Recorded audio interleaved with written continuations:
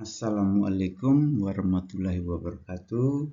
Shalom, salve, Om Swastiastu, Namo Buddhaya, salam kebajikan, rahayu, salam sehat untuk kita semua.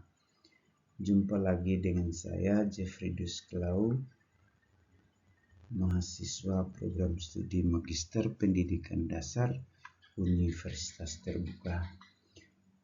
Tugas tutorial 3 mata kuliah MPDR 5302, studi komparatif pendidikan dasar di berbagai negara.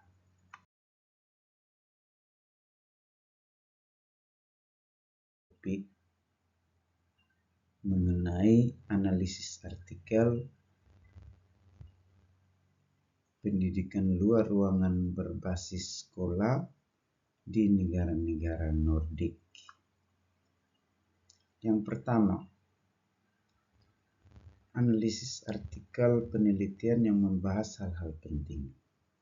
Adapun artikel A Scoping Review of Research on School-Based Outdoor Education in the Nordic Countries oleh Riemann dan Eversen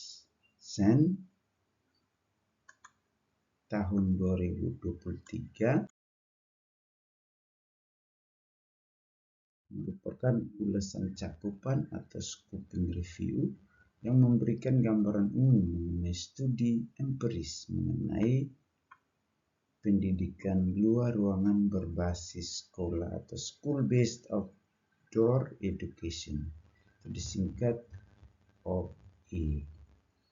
Untuk siswa kelas 1 sampai dengan 13 atau setara SMP hingga SMA di negara-negara Nordik yang meliputi Denmark, Finlandia, Islandia, Norwegia, dan Swedia.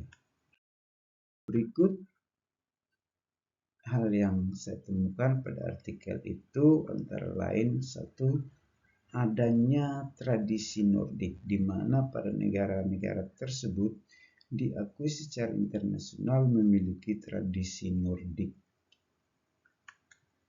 dalam pendidikan luar ruangan. Dijelaskan bahwa OI di sana telah menjadi bagian integral dari kehidupan sehari-hari di sekolah dan kurikulum selama bertahun-tahun. Hal yang kedua adalah adanya jumlah dan jenis studi.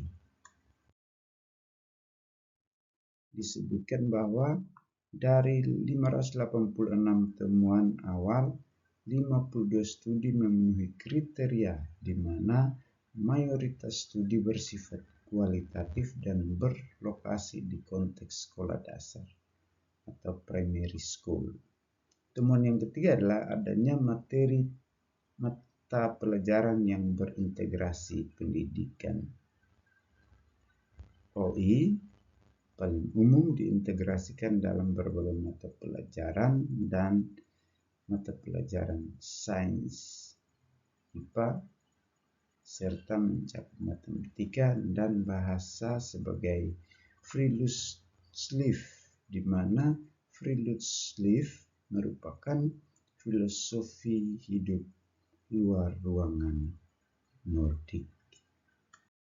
Yang keempat adalah adanya fokus penelitian. Sebagaimana dalam perspektif yang sering diselidiki, fokus penelitian yang perlu adalah perspektif guru selanjutnya hakikat pendidikan luar ruangan, kesejahteraan atau well-being, serta pembelajaran kognitif. Kelima, kurikulum area yang diteliti. Di negara-negara Nordik, penelitian masih jarang menyelidiki proses pengajaran dan pembelajaran di luar ruangan. Penggunaan sumber daya digital serta penelitian masih jarang pada pendidikan untuk keberlanjutan atau Educational for Sustainability EFS di luar ruangan. Hal ini penting dalam artikel tersebut memperkuat pandangan pendidikan luar ruangan bahwa praktek yang sudah mapan dan terintegrasi di sekolah-sekolah Nordik di mana sering berfokus pada pengalaman langsung, peran guru, dan manfaat kesejahteraan siswa. Yang kedua, pembahasan saya adalah mengenai implementasi outdoor education OE di Indonesia. Pertama, implementasinya secara umum di Indonesia. Dalam artikel tersebut, OI yang dimaksud adalah memiliki kesamaan filosofis dengan konsep-konsep yang diimplementasikan secara umum di Indonesia dengan istilah dan tingkatan integrasi yang berbeda. Pertama, pendidikan OE di bidang pramuka, di mana bentuk OE yang diterapkan mengarah pada keterampilan hidup, kedisiplinan, kerjasama, kesetiakawanan, dan cinta lingkungan di sekolah melalui kegiatan ekstrakurikuler. Yang kedua adalah tour wisata atau studi wisata, di mana sekolah mengadakan kegiatan ini secara kontekstual untuk menghubungkan pembelajaran IPS atau PKN di kelas dengan dunia nyata melalui kunjungan ke museum, redaksi surat kabar, pabrik, situs alam, situs budaya, dan tempat lain yang relevan. Ketiga adalah praktik IPA, di mana pelajaran sains memanfaatkan halaman sekolah dan kebun sekolah serta lingkungan sekitar untuk pengamatan atau observasi dan eksperimen sederhana seperti pengamatan ekosistem kebun, kolam, ataupun di lapangan. Yang keempat, pertandingan olahraga di lapangan, di mana kegiatan OE ini menerapkan pembelajaran teori secara teknis berupa praktek di lapangan. Dengan demikian, dapat disimpulkan bahwa sejatinya OE di Nordik mencirikan integrasi yang lebih rutin dan mendalam ke dalam kegiatan intrakurikuler sebagai struktur kurikulum utama untuk setiap mata pelajaran, bukan sekedar kegiatan ekstrakurikuler seperti di Indonesia umumnya. Implementasi OE di sekolah saya, yaitu di SMP Negeri 1 Melaka Timur di Kabupaten Melaka, umumnya bahwa implementasi OE di sekolah saya seperti pramuka, tour wisata, studi wisata, dan praktek IPA di luar kelas sama seperti implementasi pada sekolah lain di Indonesia pada umumnya, sebagaimana menggunakan kurikulum nasional di mana OE tidak rutin sebagai kurikulum utama atau intrakurikuler pada struktur kurikulum merdeka SMP seperti mata pelajaran wajib, pilihan, dan mulok, melainkan OE hanya dilaksanakan pada kegiatan ekstrakurikuler sesuai bakat, minat siswa, dan karakteristik sekolah atau karakteristik daerah pada struktur kurikulum merdeka SMP. Kita lihat pada komponen ekstrakurikulernya. Selain OE tersebut di atas, bahwa di sekolah saya implementasinya sesuai konteks mata pelajaran, potensi, dan karakteristik daerah dan sekolah pada mata pelajaran tertentu seperti agama Katolik, bahasa Indonesia, seni dan prakarya, serta mulok. Implementasi tersebut tidak rutin dan tidak mendalam, hanya berdasarkan kompetensi dasar yang diajarkan. Contoh bentuk aktivitas implementasi OE dalam kegiatan dari mata pelajaran di Kabupaten Melaka seperti berikut. Pertama, keterlibatan sekolah dalam tahun misal hari Minggu atau hari raya besar sebagai implementasi dari mata pelajaran agama Katolik. Bermain drama di sanggar seni saat pembelajaran kompetensi bermain peran sebagai implementasi dari mata pelajaran bahasa Indonesia. Yang ketiga, latihan menari dan meronggeng dan keterampilan seperti kerajinan tangan, membuat vas bunga dan keset dari tempurung sabut kelapa di sanggar sesuai jadwal yang ditentukan sebagai implementasi dari mata pelajaran seni dan prakarya. Keempat, mengolah makanan berbahan lokal. Sagu atau di Kabupaten Melaka disebut akabilan dan jagung ketemak atau jagung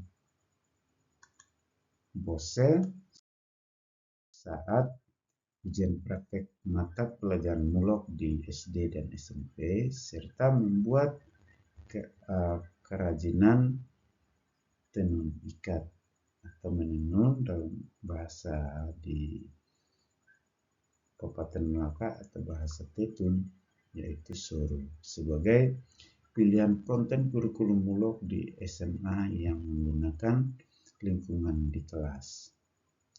Dalam implementasi OE di Indonesia maupun di daerah atau sekolah SMP, tradisi Norik tidak dilaksanakan secara utuh di sekolah sebagai mata pelajaran utama, namun diimplementasikan berdasarkan standar kurikulum SMP yang terdiri dari 3 komponen utama, yaitu pertama intrakurikuler, 10 mapel wajib, 1 mapel pilihan dan mulok. Kedua, kokurikuler, yaitu P5 sebagai pembentukan karakter yang diperkuat melalui deep learning. Yang ketiga, ekstrakurikuler, di mana implementasi sesuai bakat minat serta karakteristik maupun kemampuan sekolah. Dari 3 komponen kurikulum tersebut, terdapat irisan implementasi OE melalui kegiatan ekstrakurikuler yang terintegrasi dengan intrakurikuler dalam mapel praktek dan kokurikuler dalam P5 melalui proyek yang diperkuat deep learning di luar ruangan sebagai bagian dari metode pembelajaran yang mendukung perkembangan kognitif siswa dalam menghadapi pendidikan abad 21. Referensi yang saya gunakan adalah buku materi pokok studi komparatif pendidikan dasar di berbagai negara, Universitas Terbuka. Yang kedua adalah artikel yang diulas yaitu Remen dan Iversen tahun 2023 melalui Journal of Adventure Education and Outdoor. Terus yang ketiga adalah Undang-Undang Nomor 20 tentang Sistem Pendidikan Nasional tahun 2023, Peraturan Menteri tentang kurikulum untuk pendidikan PAUD, pendidikan dasar dan pendidikan menengah nomor 13 tahun 2015.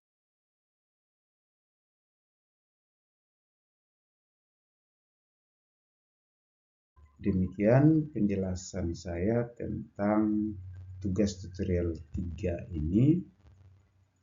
Terima kasih, Tuhan memberkati kita.